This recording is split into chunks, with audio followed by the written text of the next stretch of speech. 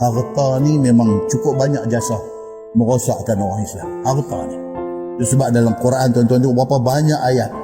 Al-mal wal banun zinatul hayatid dunya. Quran kata, harta, anak pinak apa semua ni, ini semua zina. Ini semua perhiasan bagi kita silau mata. Wal baqiyatus salihat khairun 'inda rabbika thawaban wa khairun amala. Allah kata apa? Dan amalan-amalan saleh itu yang akan kekal faedah dia kepada kita di akhirat itu. Harta ni semua bagi kita silau mata. Quran apa?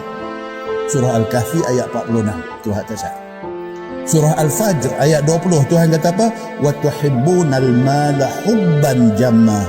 Nama kata manusia ni dia suka dengan harta ni berlebih-lebih. Suka dengan harta ni hubban jamma. Dia suka sungguh dengan harta ni. Dalam surah Al-Humazah kita selalu baca Tuhan kata apa? Allazi jama'a malan wa addadah.